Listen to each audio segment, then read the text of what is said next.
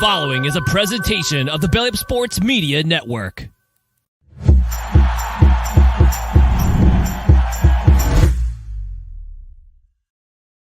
And welcome in, everybody, to another episode of the HighLowSports podcast. We appreciate y'all for joining us here on this Wednesday evening, or if you're joining us at a later time on one of your favorite places to listen to podcasts. It is always a pleasure to hang out with you all and talk about what's going on in the wide world of sports. It is DJ, joined as always by my co-host Kelcey. And Kelcey, it is finally set after 4 or 5 months of waiting, really 365 days of waiting. The Super Bowl is finally set, and we couldn't be less excited overall. But we'll get into that a little bit more. Plus NBA All-Stars, we got a pretty good set of topics here, and the coaching carousel is starting to turn into the coaching musical chairs, as we are now down to one. Yeah, no, it's for so much to happen, I've never felt so less underwhelmed. I couldn't come up with a better analogy than to say less whelmed, because honestly, it's a fake word, but you know what? I don't care. That's how disappointing it feels this week. For what we experienced this last weekend, as well as all the news coming out. Nothing really excited me. Maybe one thing or two did. But nothing really from the news released recently excited me very much. So much so that we're going to have a fun little piece at the very end of the show for crunch time, because that was more exciting than pretty much all the other stuff that happened in the last 4 days. Not named. Nope. Yeah, that was all the fun things that happened that was not soccer related. And you know what? As you mentioned, there's a very limited selection, and it's not that it wasn't fun. It was just like, oh, really? Like, come on, that's not what we wanted. But we'll get into all of that and a little bit more in a little bit. But for now, we're going to go and jump right into our first segment. That is the tip-off. The tip-off, of course, brought to you by our good friends at SeatGeek. Use code HighLowSports, gets $20 off your first set of tickets for any sporting event, concert, or any other shenanigans you want to get into that requires tickets. And we'll start off with something that was a little exciting and a little bit of magic, if you will, a little bit of Luka. Magic is, once again, we got another player dropping 70 points right after another player drops 70 points, as Luka gets himself a 70 piece with a little bit of sauce on the side as well against Atlanta. And I'm going to start by saying I'm mad about this game, because when I jumped on DraftKings, his over-under was set at 37. I was like, there's no way. He'll get 35, 13, and 7. I'm taking the under. And sure enough, I came back. I was like, well, okay. I was double wrong on that. I was wrong 2 times over. So Luka with more that get scoring 70. I believe he had 10 rebounds as well, too, with almost a triple-double with it as well. An absolutely incredible performance. I'm just going to say I'm still mad that I took the under. I should have just taken the over and left it at that. I thought 37 was a ridiculous mark, but here I am being wrong. So, Kelcey, Luka's that gets you a little bit excited with his 70 points. And do you like his or Joel Embiid's a little bit more? I mean, Luka's is always fun. I feel like watching the way Luka plays is always entertaining to me, because it's like an old man playing basketball outside. You know, he does things that you're just like, that shouldn't be an athlete playing basketball.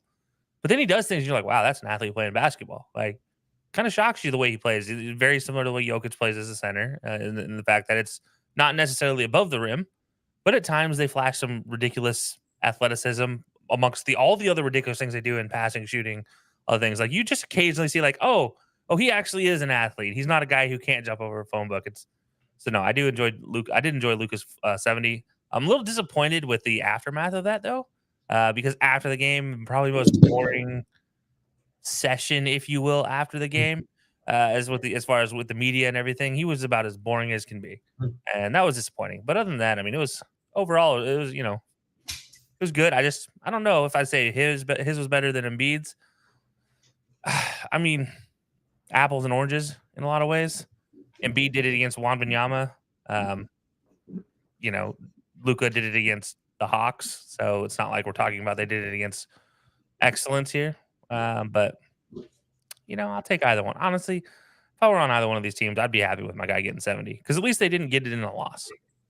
What is it about 70 points that in the last couple of years that has kind of turned into almost contagious as well? Last year, Donovan Mitchell gets 70, then right off the bat, Damian Lillard's like, you know what, I got you, and then gets 72 of his own. This year, we see the same thing as well. So there's something about that 70-point thing that's absolutely contagious. I think they were awesome. I like that Luka's had a few less free throws, just a few less as well, but that's just splitting hairs at this point. I think it was awesome to see both of them do it. They're incredible performances.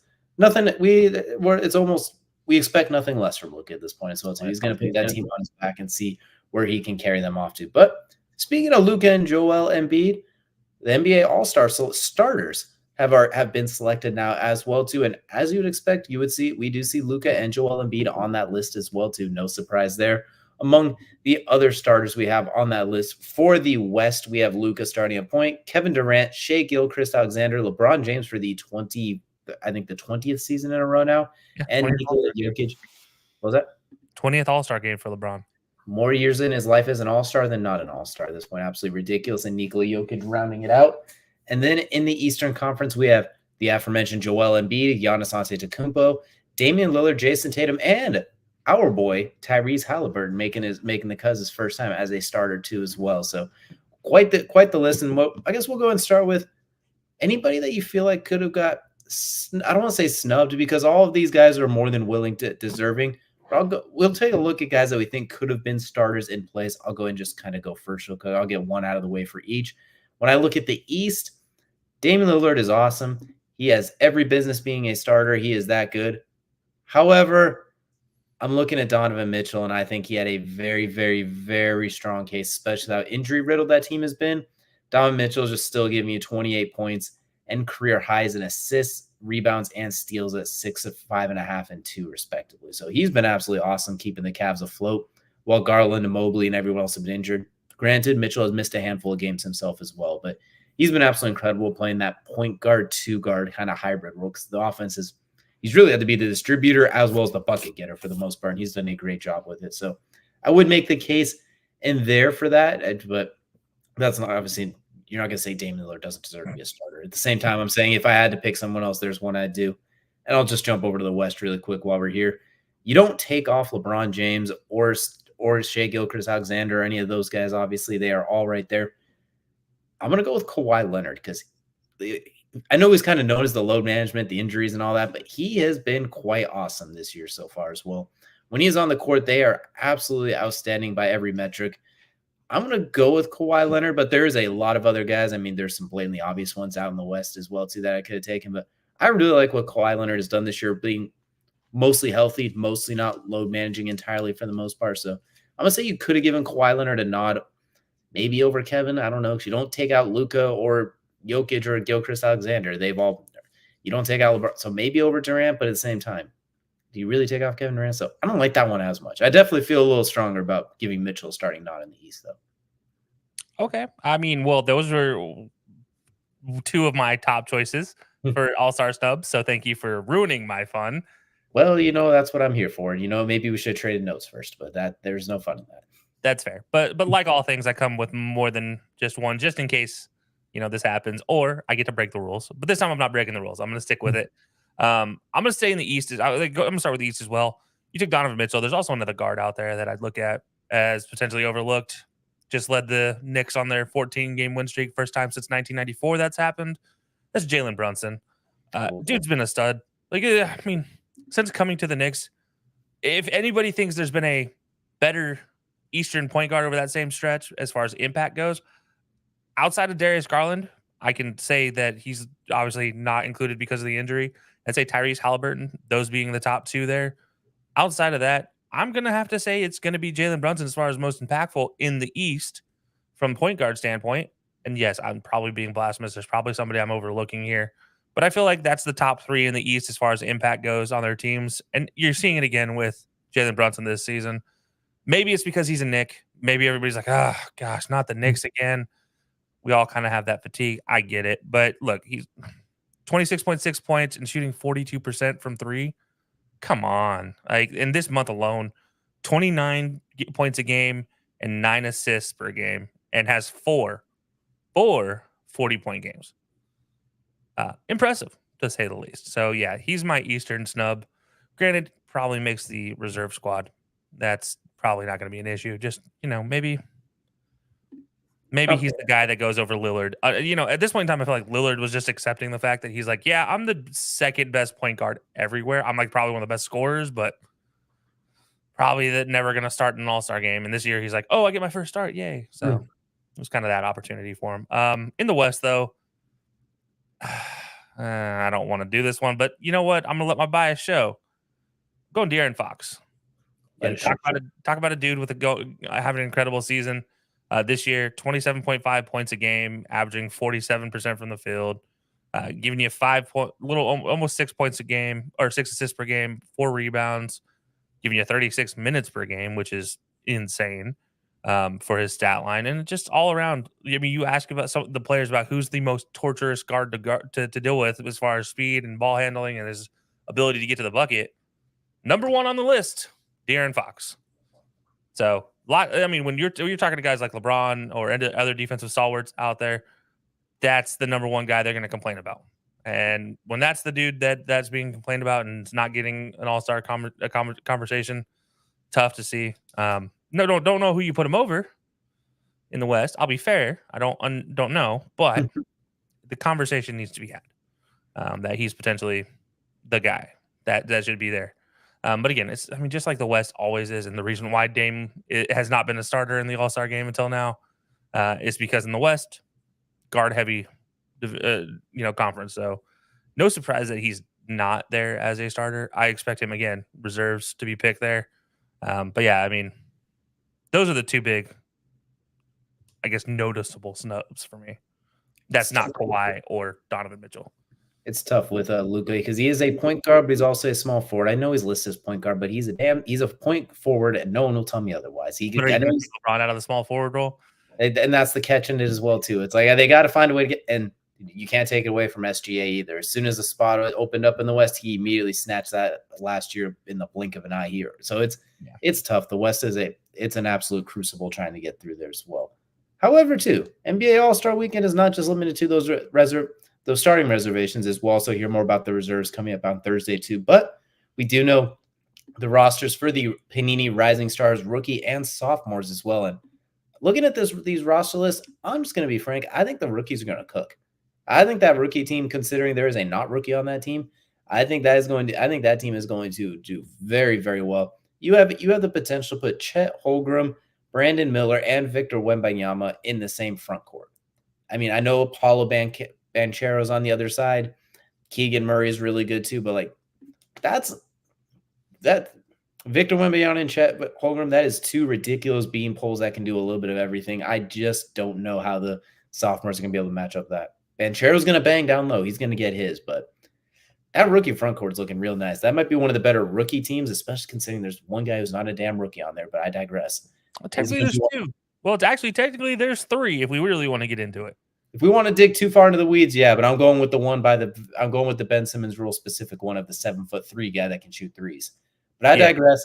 I think that's one of the better rookie rising teams that I can remember in a while. That's a really, really good squad looking at, considering we're going off of half of their rookie year too. That's still a very good squad. Yeah, rookie wise, I have no complaints with the rookie team. I think the rookie team is really, really good. Chet Holmgren, like you said, Scoot Henderson I'm still scratching my head. We talked about this a little bit before we got on air. When it was released that he is selected for this game as a rookie, he also has the caveat that it's his third Panini Rising All-Star Game nomination, which you start to question, wait, what? Dude was just drafted in 23. How is that possible? You brought up the point potentially he's G League. We don't know the answer to that one. It's still confusing. But yeah, no, I mean, you add Scoot Henderson into the lineup they could possibly put on the board, and a guy who probably most people didn't see as a potential rookie nominee for anything in Brandon Podziemski, the dude out of Golden State. I mean, that or Keontae George. I mean, take either one as a point. You have a really, really good squad, and that squad alone, if you put them in the league, they probably win you a lot of games. Obviously, with Chet, with Victor, with Brandon Miller. I mean, they probably win you maybe not 26, but they could get you to probably at least 20.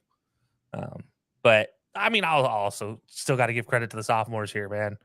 You still have Paolo Banchero, as you mentioned, Jalen Duren, Jaden Ivey. Yes, they play for the Pistons. Are they still good? Yep. What about Walker Kessler?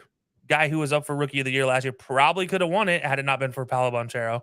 And then look, Walker was he was my dark horse to have a great year last year. It surprised me that it actually turned out that way. But then you add in Keegan Murray and Walker's former teammate at Auburn, Jabari Smith. Those five guys, plus then you add Jalen Williams. I mean, come on. This team's tough. I think I take either one of these, probably the likely starting fives here. I wouldn't complain with any of them, to be completely honest. What's crazy is arguably the point guard of the rookie team, Scoot Henderson, might be the worst shooter in that starting lineup as well, too. When you look at Victor and Chet shooting for how they've been shooting from the outside this season, too. So that's an interesting. They will be clearing out the paint so that the 6'3" guard can slash while the 7'3" and 7'6" guy chill in the corners in some plays. That's amazing how silly that is as well, too. But before we get out of here and move on to our next segment as well, too, we do want to go ahead and mention everyone go check out our YouTube page if you like the NBA talk because it heats back up a little bit. You can go there and check out our Tier Tuesdays where we rank the NBA fan bases, which I know at least a few of you are definitely annoyed about, among many others as well. So definitely go check that out. That one. It couldn't be Lakers fans, right? Well, there's probably plenty of others that are annoyed there as well too. But there's a select few group of you that will definitely enjoy at least part of that list, especially the top of it. So go check that out on our YouTube page or any of our social pages as well. But that'll do it for the tip-off, which of course all NBA tip-off as well too. A very fitting opening segment that we did not plan, but we're going to go ahead and roll with that. And we're going to transition right into Kelcey's second favorite part of every show. That is, of course, the main event. And for the main event, it is still that part of the year when we talk a little bit about football. And, well, we kind of alluded to it earlier, and it's alluded in the headline. The Super Bowl is set, and it's kind of super boring, honestly. Like, it's great because you have the Chiefs on the verge of kind of becoming the next dynasty from one perspective, but other perspective is like, here we go again. Then you got the 49ers, the team that they played for 3-4 years ago, who kind of smoked through everybody up until the playoffs and then survived the Packers, or Jordan Love gave away, and then the Lions lined it. So I guess looking at this one too, great matchup. Our two best teams, they got here, they deserved it, but like at the same time, damn it, Lions, why? We were all rooting for you. We all had your back, Dan. And then Lamar, God damn it, Lamar. That was not Lamarvelous. We had faith in you guys. You were our only hope, and now the Empire just destroyed Yavin 4. Now we're stuck with the Empire forever. So it's going to be a good Super Bowl. Still going to watch. It's just like, really? Like the intrigue it almost feels like when we had Warriors Cavs for 6 years in a row. That's what it's starting to feel like at this point. Not to that extent, but you get my point. Yeah, I mean, do I think it's going to be the most boring game? No, and the biggest reason why is because I love me some offensive line and defensive line play. So I'm cool with it. What we're going to watch. We're going to watch two offensive lines that love to dominate the other team, and it's going to be a lot of fun. But you also have two defensive lines that in their own right are, wow. I mean, top tier here. Ironic because we just talked about tiers, but still, you get my point. It's like, it's going to be a fun matchup from the standpoint of in the trenches. Plus, any game with Patty, I never know what he's going to do. And I don't mean that in the, oh my gosh, he threw a no-look pass for the 700th time this season. No, I mean, like, in general, I don't know what he's going to do performance-wise as far as, is he going to light it up with all his receivers? Are his receivers going to catch the ball? On top of that, will Travis Kelcey have a 100-yard game? Well, I don't know. All of those things are actually kind of interesting for me to look out for. And then I look at the defense. I mean, Nick Bolton, let's not forget, the dude last year going into the Super Bowl, most people were ready to write him off. Starts the Super Bowl with a fumble return to the house. Probably almost won Super Bowl MVP. And if that bet had hit, man, that would have been outstanding. Anyways, no, I think that's a lot of fun from that standpoint. And then as I kind of just alluded to, the betting standpoint in this whole thing, as much as I don't care about the two teams matched up, as much as I really don't like the 49ers, and as much as I really could care less about seeing the Chiefs in the top in the news yet again, from the betting standpoint, it provides a lot of opportunity to at least stay entertained by the game.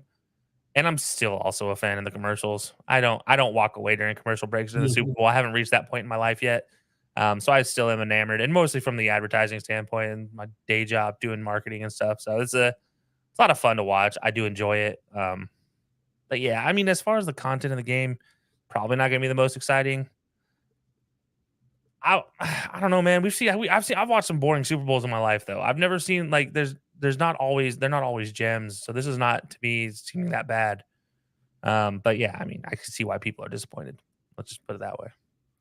I think it's not even necessarily that it's these two teams that got there. It's the two teams that they beat to get there. We thought we were going to finally see Lamar kind of break through and he finally got the monkey off his back, to quote Steve Young, when he beat the Texans. We thought, all right, he's going to beat Kansas City. This is going to be that another quarterback that emerges to compete with them. And Lamar was going to finally get his shine after all the contract talks, everything last offseason. And he played arguably his worst game of the year, unfortunately, as well, too. And then we saw we don't have to go over the Lions story. 32 years between playoff wins, the 1,000 since home playoff wins. You get a couple of them. You are ramrodding the 49ers. You look. We don't even have to go over that story. Like, I think it was also those two teams that they beat on top of it. It's like, we wanted Lions, Ravens, and instead this is what we got. We got the most loaded roster in the league and the Arrowhead Invitational part 357 at this point. So we'll get more into it next week. We won't spoil next week's episode, but I'm going to be really curious to see how Brock Purdy handles Chris Jones running a 40-yard dash at his face, because he's going to get through a few times. Yeah, no, that's a whole lot of man coming at you. You hit on something there, and you talked about the stories of the players, of the teams involved, and I know we're going to talk about this more next week, but still, I just want to touch on this now. I guess when I look at it in the history of sports, first-time teams very rarely ever make it to the championship game, let alone win it. It's very rare. I mean, especially in that situation. So I look at the Lions not making it, and I'm like, okay, you made a step forward, but most importantly, can you keep that going? But also, you have this sense that from the AFC standpoint, we just experienced it. We just experienced it with Tom Brady, with Peyton Manning, with Phillip Rivers. It was a matchup between those three constantly to try to get to the Super Bowl. We'll throw in that guy from Pittsburgh who got lucky a couple times. Yeah, I mean, absolutely. You can throw those top four for the AFC. And then if you look at the AFC right now, well, guess what? You have Patty. You have Joe Burrow. You have Joe Allen. You have Lamar. This is early career for all of them, similar to how it was early career for Tom Brady versus Peyton for so many years. And Peyton could never get past Brady. I mean, we're kind of seeing that in a lot of ways. To me, I look at it, if I'm going to give everybody a correlation, the Rivers situation, I'm going to put on Lamar. Whenever they get there, they always seem to stumble. It just seems to be too big for them, because that was the worst game plan I've ever seen in football. But yeah, and then, you look at Josh Allen. He's the obvious Peyton Manning matchup there because they just can't get by him. And then you mentioned the guy in Pittsburgh. He's the Joe Burrow, because Joe Burrow is the only guy to beat Patty at this point in time. So, you kind of have to lean that way. I mean, it's wild to think about that we're seeing so much history repeat itself, but it does beg the question of how good is Patty historically? Is he already starting to maybe make that approach? Well, I don't know. Well, we definitely have a long ways to go for that as well. What's interesting you mentioned too is there's still a whole crop of other child quarterbacks in the AFC that are still emerging as well. It's including the one that Lamar beat out of Houston, coming off an incredible rookie year as well, who already has a playoff win, among a few other young quarterbacks that showed some promise as well too, and some looking to get back. And the wily old veteran in New York, who we'll see how he bounces back and gets healthy. So let's not forget the Chargers. And then don't forget, basically the AFC needs to stay healthy next year, because we were so excited for it this year with all these players, and they all got hurt, it feels like, except for Kansas City and Baltimore. They were the only two teams that stayed healthy, and even Baltimore not as much with Mark Andrews. But my point to digress is, either way, we'll get more in depth with the Super Bowl next week. But one of the things that happens right now is the teams that lose these games, their coaches tend to sometimes get poached, because you don't want to wait till after the Super Bowl necessarily. Well, that kind of happened in a way, but not so much another direction. As Ben Johnson, we'll start there, as the carousel goes down to 1, has withdrawn once again from head coaching opportunities. He's going to stay in Detroit one more year. Adam Schefter tweeted like it's because teams weren't too thrilled with his terms, and I'm like, okay, whatever. I don't care what Adam Schefter says in that case, because the editor and the big guy, he's always working with somebody else and to shape a narrative there. But the story still stands that Ben Johnson has decided to pull his name out, which to me, I look at it as, if he's like, if I'm going to leave, I'm going to want a lot of money. So that's probably where that tweet came from. He's like, I'm not going to leave a cushy situation in Detroit where I just get to be the offensive coordinator. My family likes Detroit. Eminem and me are bros. And exactly. It's like, if I'm going to leave, I want to make sure all the ducks in a row, that sort of thing. Like, he's looking for a good situation, not a mess, if I digress. So in that case, it's great. But I'll also circle around just to match the title before I let you jump in here. Carousel down to 1 is McDonald, the defensive coordinator for the Ravens, the young star defensive coordinator who's really emerged these last couple of years, is heading to Seattle to take over for Pete Carroll there. And at first I said I liked the move. I didn't love it, but the more I look at it, I like it a little bit more and more each time I look at it as well too. That defense is going to be menacing with that personnel and him and some of the stuff he pulled off with the Ravens. He's going to have a whole lot of fun with Devin Witherspoon, Tariq Woolen, maybe Jamal Adams. Don't really care so much there. Bobby Wagner, Leonard Williams, etc. Like, he's going to have some fun there. I like the move more and more the more I look at it. Yeah, I'll start with that one actually. The Seattle move here with McDonald.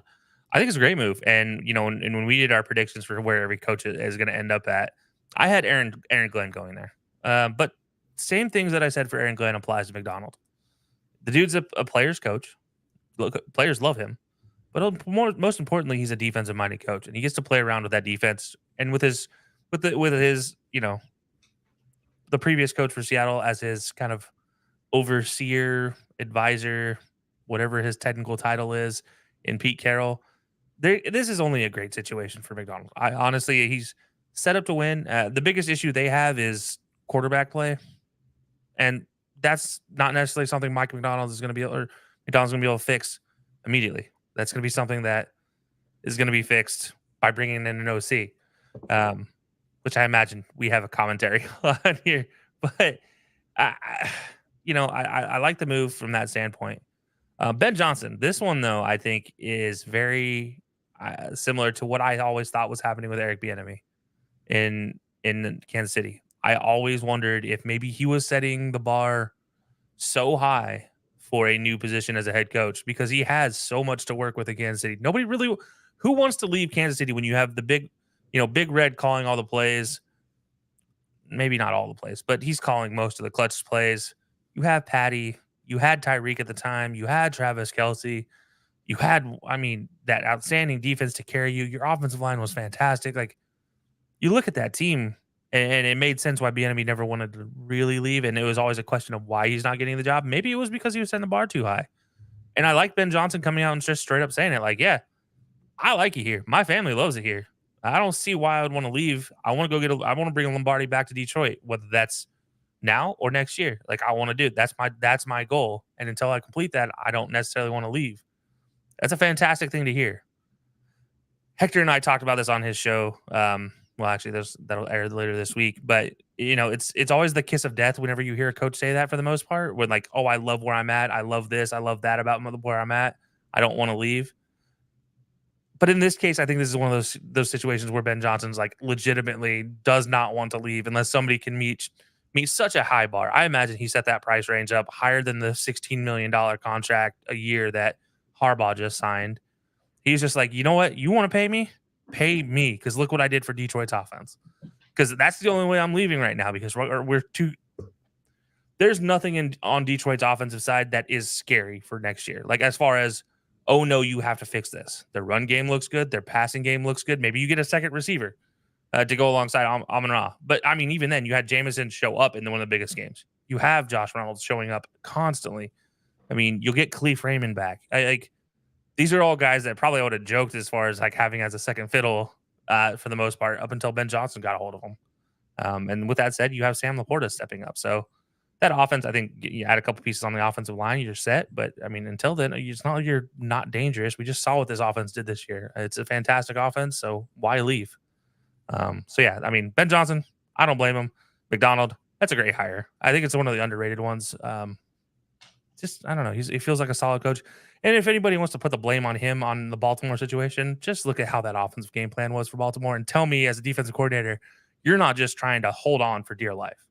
Because realistically, that's all you could do. Baltimore running backs had 6 carries in that game. The fact that I can hold up hands and show you how many carries Baltimore running backs had in that game, that's your first issue to start. Harbaugh, when the Ravens under Harbaugh run the ball less than 20 times, they are 0-16.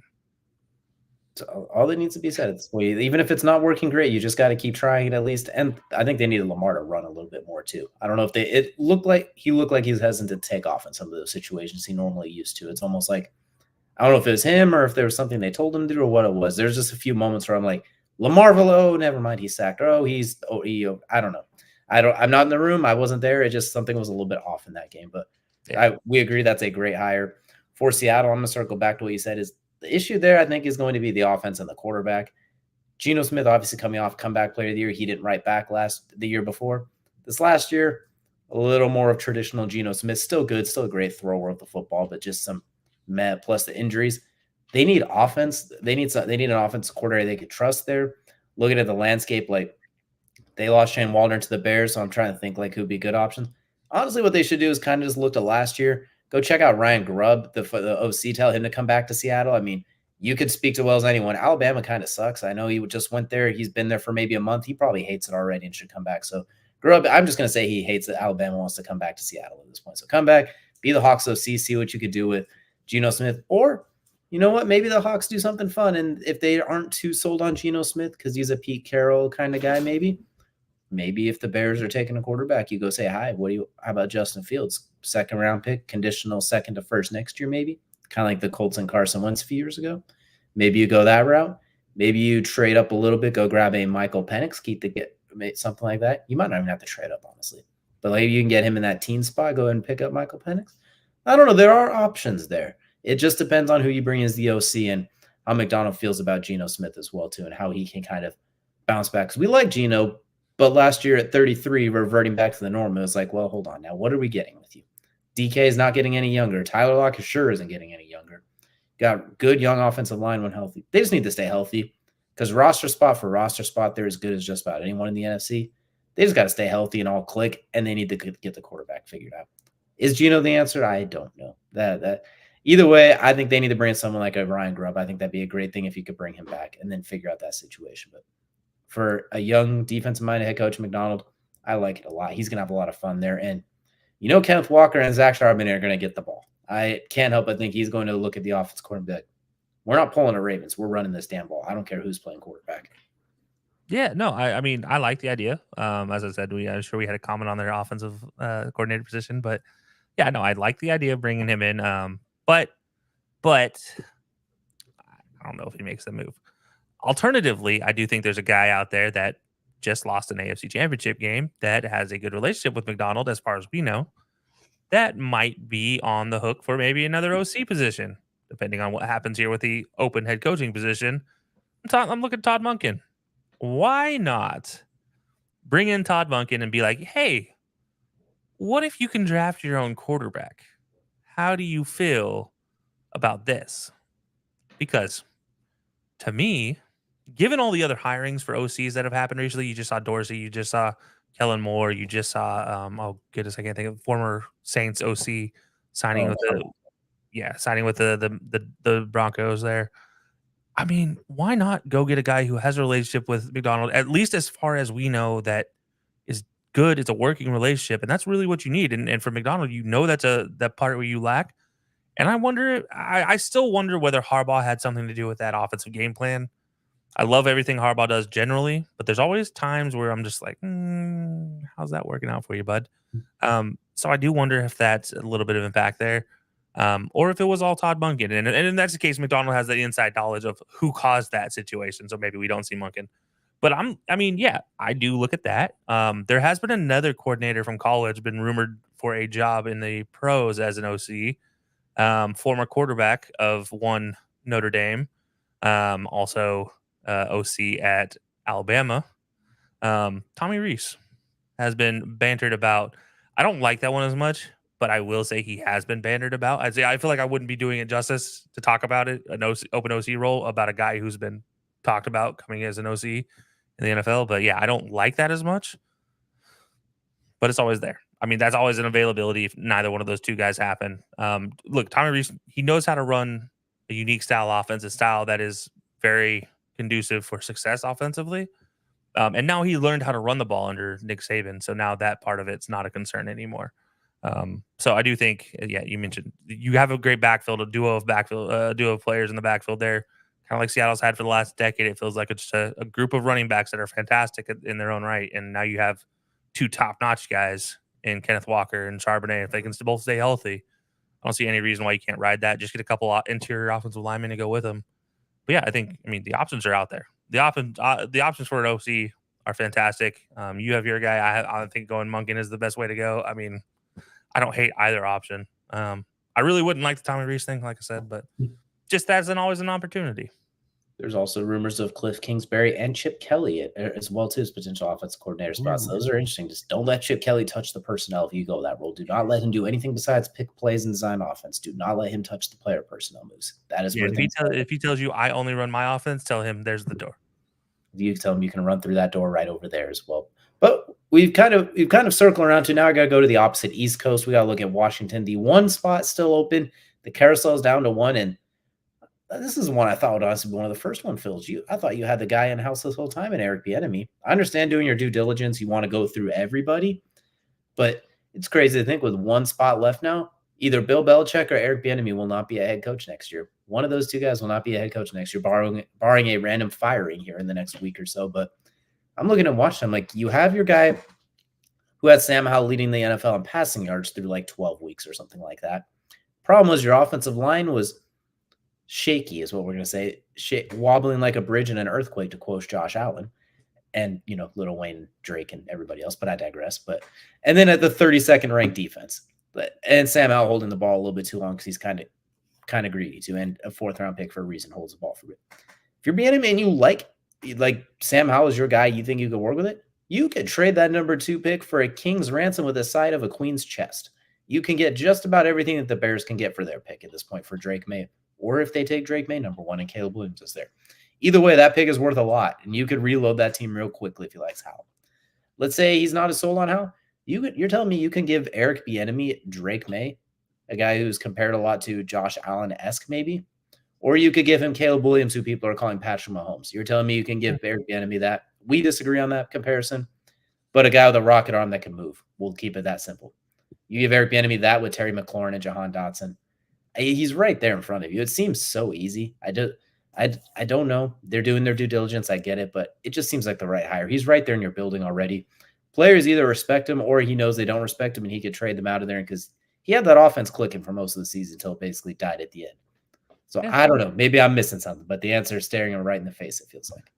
This feels like the never-ending question in the NFL is when will Eric Bieniemy get a head coaching position? And we're down to the last 2 again. And the problem is it's down between one of the greatest head coaches of all times versus Eric Bieniemy. I don't even know if Washington's interviewed Bill Belichick yet either, too. I think and that's the part. We don't know if they have. Like they have it. If they have, that rumor hasn't been released. It sounds like they're trying to do what the Colts did last year and interview 9,000 candidates and wait till basically the day of the Super Bowl to announce it is what it feels like they're doing at this point. Or they're going to pluck somebody from one of those 2 teams. I don't know which. How annoying would that be? They take like Nagy or Spagnuolo from the Chiefs while they had the former coordinator. That'd be the most. You know what? I digress. Your turn to talk. No, I mean, I think it's unique though. It's a unique situation. I do continue to wonder what is wrong with Eric Bieniemy as a coordinator, as a play caller, as a head coach. Like obviously nothing's wrong with him as an OC, but what is wrong with him potentially as a head coach? Does he not have control of his unit? Is maybe that's why? So you're afraid putting him in the head coach position, he wouldn't have control of a team. But if everything you've seen around the Washington Commanders, you look at the players, still there, they all give glowing reviews of Eric Bieniemy. All the players from Kansas City give glowing reviews of Eric Bieniemy. They all love the man. So how does he not have a job yet? I'm going to keep asking that question until he gets a job because at this point it's weird. I don't know what the answer is. I don't know what's happening, and I don't like bringing this conversation up. But going into Black History Month, we continue to wonder when we're going to see more black head coaches. Well, we have one of the best candidates who happens to be black for a head coach, and yet he still continues to be overlooked. Is that the reason? Or is there something else? And the only reason I asked the question of is that the reason is because we all know the situation in the NFL. If it wasn't for the Rooney Rule, half of these old white guys wouldn't even bother. But I think it's interesting. That's a terrifying thought. I just also clicked on a thing that said he interviewed for it in January, like early in the month, which feels early January is really like 75 days ago. But yeah. He's considered not necessarily a legitimate candidate. They're looking at guys like Aaron Glenn, Dan Quinn, and a few others as well, too, on top of Ben Johnson was clearly their guy. I think the new GM they brought in from San Francisco, that's the guy they keyed in on. Didn't work out. But something's weird. I don't know what it is. Maybe there was something more going on with the offense they didn't like. I don't know, but it feels like the answer's sitting there right in house. But if that's the case, I don't know. I don't know. We'll see who they come up with. Yeah. Last year, the question is, what are the Colts doing? They waited this long. They eventually got it right. Granted, they didn't have the obvious answer in the room with them. They had a former TV analyst in the room with them at the time. So we'll have to wait and see what their move is. But before we kind of move out of this coaching part too, we do have a couple other ones to take a look at. First one, I'm going to go with the one that we both just absolutely love to see. Ken Dorsey heading to the Browns. And I say love to see kind of jokingly, like, I'm okay with it. It's a fine hire. It doesn't move the needle, but it's not bad. Like, Cool. I think Deshaun Watson's numbers will be better in some cases. I don't know how, just because we saw what he was like with Josh Allen, those numbers were inflated. Like just the way the offense ran was inflating, but it also was a high volume of turnover potential opportunities and stalled drives. So we'll see. I don't know. Cool. Doesn't move the needle too much though.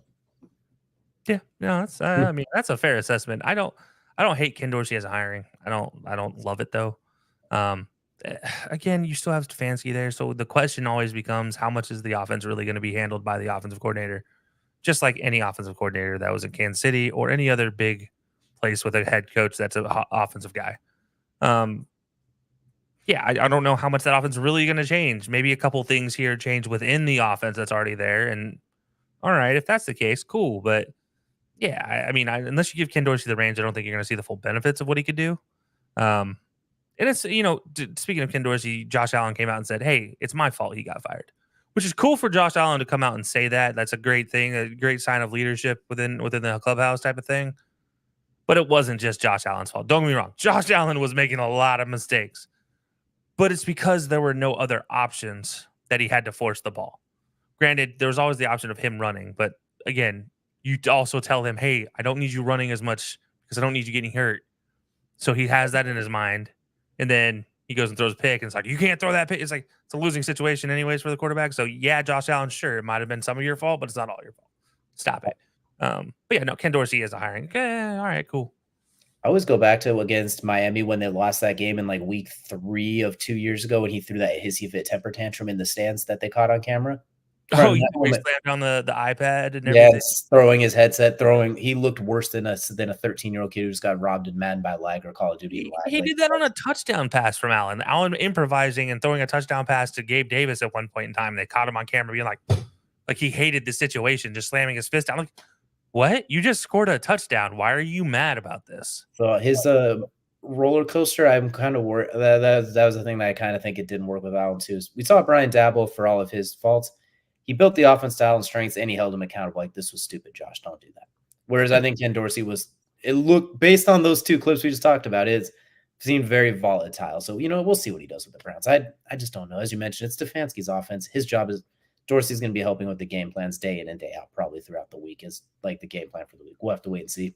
But the one that we both really want to talk about, that's a lot of fun, is heading over to Pittsburgh, who decided to bring in Arthur Smith as their offensive coordinator. And I'm going to keep mine quick and short and painless because this is just hilarious to me. Obviously, he's a much better offensive coordinator than he is a head coach. It doesn't take a genius to figure that out. Fantasy football players, buy stock in Darnell Washington because you know how much he loves the random backup tight ends. And Pittsburgh police, be on standby for the first month because George Pickens in that offense is going to commit homicide on whoever the quarterback is and Arthur Smith. The amount of times he's not going to get the ball. Same with Deontay Johnson. We saw that with Kyle Pitts, Bijan Robinson, and Drake London last year. Imagine what George Pickens is gonna do. Who's not exactly known for having a mellow, cool, calm demeanor. Or Deontay Johnson, who got a little bit annoyed last year as well too, with a quarterback situation pretty much identical, and then running backs who you have running backs will call are fine. I think Najee Harris and Jalen Warren will still find a way to weirdly get theirs, but like those receivers are going to lose their mind. They thought Matt Canada was bad. They're going to lose their mind at the amount of plays scripted up for the 4th string tight end and the 2nd string fullback. And for the random plays where Calvin Austin will get like 7 targets or something like that. Like George Pickens might kill a man next year. And I don't know if it's going to be the quarterback or it's going to be Arthur Smith, or it might be Mike Tomlin. I don't know, but George Pickens might. We've seen how he blocks DBs. He might purposely try and block one into that sideline and go after a coach or something. He might lose his mind. Yeah, we questioned Antonio Brown's situation with the Bucs. I think George Pickens might be version 2.0 of that if that offense continues the way that Arthur Smith loves to coach. Oh, by the way, the rumors came out that evidently there were often times that he didn't get plays in the game in time, and so they had to burn timeouts. Like there were times in an entire clock he couldn't get decided, which is a dumb thought because my go-to is halfback gut. I don't know what the last part you heard. We heard it. Go-to is halfback gut. And honestly, if all things considered, you have a running back like when you had Bijan or Tyler Algier or Cordero Patterson, halfback gut's a very safe play to go to when in doubt. But at the same time, he didn't seem to want to do that. He wanted to do play action tight end leak to Jonnu Smith or something ridiculous like that. So at the same time, we kind of agree on that. That's just a very weird hiring. Maybe we'll be fine. It's not like the Steelers were good on offense last year to begin with. It's only up from here, I guess, more lateral from here. I don't know. They got to figure out what they're going to do at quarterback and offensive line first, because they got plenty. They got plenty of holes.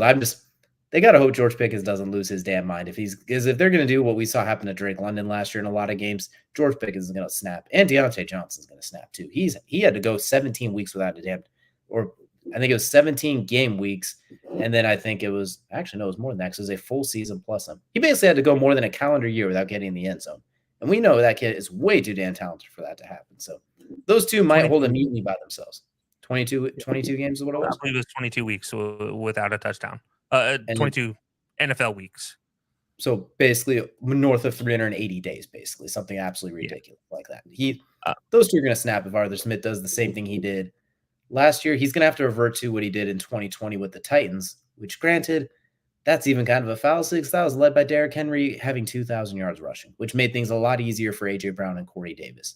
Like, that's good luck. Good luck, Steelers fans. Good luck, especially in that division. By the way, Connor Hayward, that's who I'm buying stock in from that tight end grouping. He is their fourth tight end, something like that. So yeah, Connor Hayward is who I'd be picking up on my flyer list for next year. If I have George Pickens in Dynasty, he's not playing next year. I don't want to sell him yet, just in case he gets traded or something like that and goes to anywhere that doesn't have Arthur Smith. But all owners of Falcons players rejoice. You have been rewarded. Your prayers have been answered. Those who have Bijan or Drake or Kyle Pitts or any of them in Dynasty leagues, your prayers have been answered. They will finally be used again. So praise for that. Good for there. So honestly, as we look across it, there's a interesting set of NFL coaching situations as well too, but still some more work to be done as well. And I'm really looking forward. I'm really curious who the Commanders are going to bring in, but we will definitely have to keep an eye on that. But we've had a lot of fun time talking about the NFL here in the main event. And Kelcey, I think it's time to head to your favorite part of every show. And that is, of course, Crunch Time. Crunch Time brought to you by our good friends over at outlier.bet. Go to outlier.bet /HighLowSports. Get a free 7-day trial to bet smarter, not harder. Everything you need from trends, analytics, and everything you need to win yourself some money. And speaking of some money, we're going to do something a little bit different here. We're going to play a little bit of NBA 2K My Team along with NBA 2K, NBA All-Star, NBA Fantasy. We're just going to build our own team here. And we're going to go ahead and pop up the graphic here right now. And for those of you who are listening on an audio platform as well, what it is we have $15 to make an all-time starting lineup. And what I'm going to do now is we'll go and take a look at the players. I'm going to start. It's $5 to 1 is the way I'm going to list them. Starting at point guard, $5 for Magic, Rod Johnson, 4 for Oscar Robinson, 3 for Isaiah Thomas, 2 for John Stockton, 1 for Walt Frazier. Shooting guards, Michael Jordan 5, Kobe Bryant 4, Jerry West 3, Clyde Drexler 2, Dwayne Wade 1. Small forward, LeBron James 5, Larry Bird 4, Julius Erving, Dr. J 3, Kevin Durant 2, Scottie Pippen 1. Power forwards, Karl Malone 5, Charles Barkley 4, Tim Duncan 3, Dirk Nowitzki 2, Kevin Garnett 1. And then for center, Kareem at 5, Bill Russell at 4, Wilt Chamberlain at 3, Shaq at 2, and Hakeem Olajuwon at 1. So since everyone is sick of hearing my voice now after reading all those off for our audio-only listeners, Kelcey, I'm going to let you go first. You have $15 here. Let's create your team. All right. So I'm going to start with the expensive guy first. Most might think I'm going MJ. I am not. I'm going with the most versatile player at his peak in all time in the NBA. I'm going with LeBron James. So LeBron James, my small forward, $5 right off the board. So I got $10 left to play with. So now I have to be a little thrifty. With that in mind, I'm going to point guard. I'm going to pull out the greatest assist man of all times and one of the greatest still artists of all times. I'm going John Stockton. So now we're down to $8. $8 left for 3 guys. You think that's a lot? I'm about to eliminate half of that money.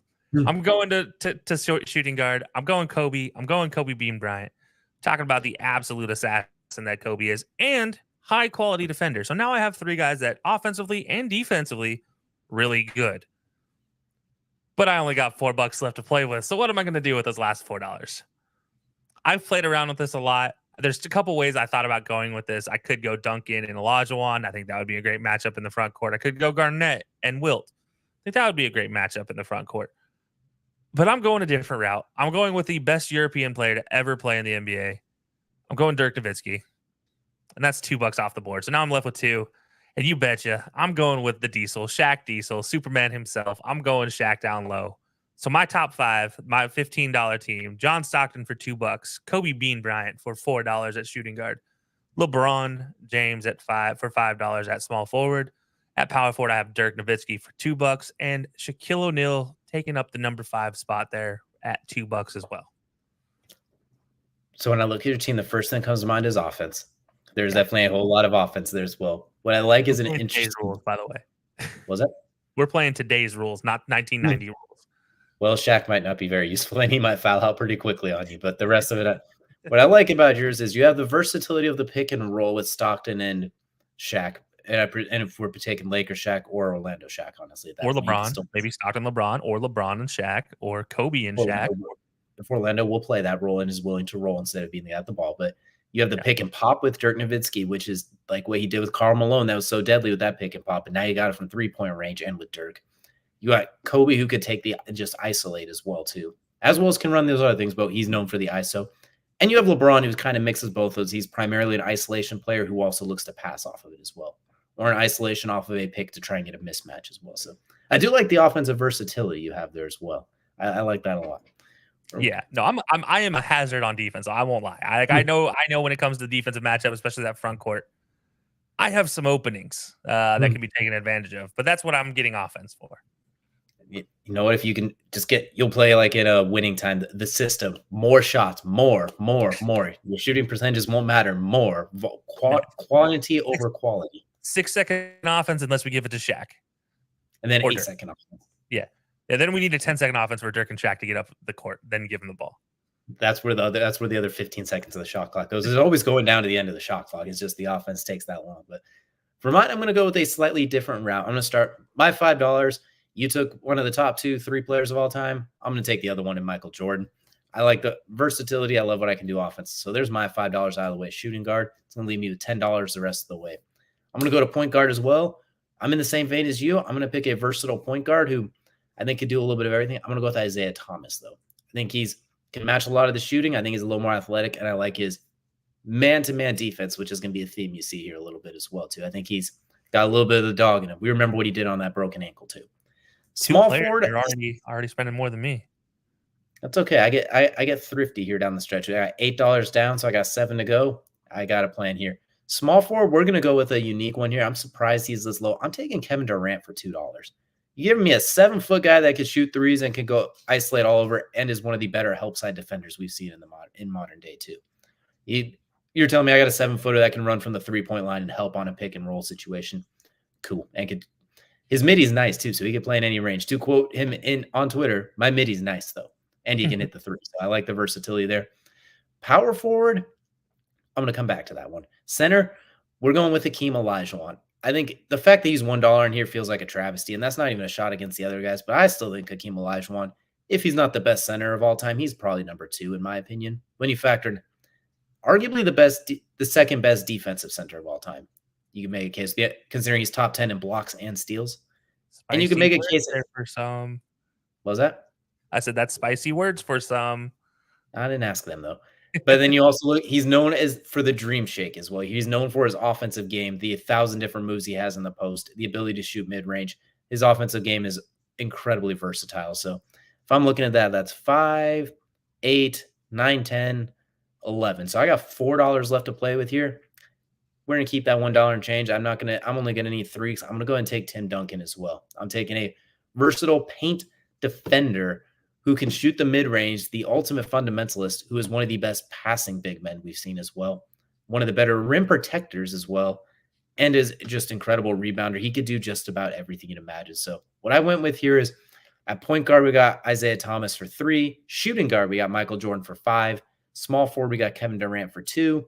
Power forward, we got Tim Duncan for 3. And Hakeem Olajuwon for $1 with $8 left to spare. I'm going versatility defensively, and I can score on every inch of the court with multiple options. There is not a offensive weak link or an offensive part of the court that multiple guys can't score on. That's fair. By the way, for those that don't know, we're not talking Isaiah Thomas, Celtics, Kings, everybody else he played for. No, we're talking about Isaiah Thomas. We're talking about Zay. We're talking about The Zeke. dude that led the bad boys of basketball, Detroit Pistons, Isaiah Thomas. So The one with I definitely 25 agree on a bum ankle in a third quarter against the Lakers as well. Like that 3 straight NBA finals, Isaiah Thomas. We're talking about that Isaiah Thomas. For those who don't know, okay, that's a good point. I didn't think there were some of you young whippersnappers that might not know. Hey, but that's the Isaiah Thomas. Youngins never watched the bad boys of basketball. It's obvious. So no, I mean I agree. I just want to look at this though. Are you sure you don't want to spend $1 more? Get Oscar Robertson, get the round mound or rebounded Charles Barkley or Shaq or Julius Erving. You don't want to spend $1 more to get any of those? I like Kevin Durant, what he can do for shooting every square inch of the court, can help defense. You're telling me if, let's say, Jerry West, we're playing a team that's Jerry West gets switched on to Kevin Durant. Okay, I'll take that. Or even defensively, Jerry West has the ball and Kevin Durant is guarding him. Jerry West is awesome, but that is a nightmare. I'm looking at I like Oscar as well, too. I like Isaiah's shooting just a little bit better, and I like his athletic ability. I think he's a little faster. I love Oscar Robertson. It was tempting when we were making this list. I'm thinking about running. I like Isaiah's ability to run a little bit more. Yeah. Charles Barkley, there will not be a single bad word uttered about Charles Barkley on this podcast as long as I'm around. That we will not stand for that. Dude, I don't care what I will never say a bad word about Charles. But no, it's funny because as I look at this list, there's a couple guys that I've been playing around with different types of starting lineups on this one. And, you could make a list with Magic Johnson, LeBron James, Hakeem, Dwayne Wade. Oh, by the way, you still have $3 left. Tim Duncan. How terrifying of a lineup would that be alone? You talk about matchup problems across the board. That's a matchup world. Like every one of your players could guard 1 through 4 at the least. You don't want Dwayne guarding a center, but he can do it if he needs to. He's thick enough. But you have centers. I mean, he's got 4 of the 5 guys though that can guard center, and also Tim Duncan. I don't think you want to have guard maybe a point guard, but I mean, look, you have 5 guys that can guard 3 positions, and then you have 3 of those 5 guys that can guard all 5. Like that's a terrifying thought as well. And you talk offensively. I mean, in and of itself, probably the most efficient offensive team you could put together on this list for $15. So, yeah, I'm thinking about it too. It's like the only weakness of that team is it's going to be tough to shoot from the outside, but they're going to be running in transition from their defensive stops. They're not even going to play half court offense. And if they do, they're just going to give it to Hakeem and everyone crash the boards at that point. Hakeem takes down his block shot with one hand again. He just throws an outlet to Magic. Magic throws a deep bomb to LeBron or Wade or then you know what? Their best 3-point shooter might be Tim Duncan. It might just be with his 3 career threes or whatever it is, something ridiculous. There's a lot of fun options they can do with this as well. There's a lot of very fun options, and you know what? But this list might change in a couple of years as well too. Some of the players we've had that are ascending, you might end up seeing a Jokic on this list one day. Which if they take off Hakeem for Jokic, that'll annoy me because Hakeem should be like a 3 or a 4. The fact that I got him for $1 is hilarious to me, but I'm not. We're not going to go there. Either way. Let us know down below what teams you would put together with this scenario we have here as well. This was an absolute blast. We enjoyed going ahead and doing this, and let us know too if you want us to see us do more things like this as well too. But it was a fun talk at sports this week. We love having you guys here, and we will of course see you all again next week.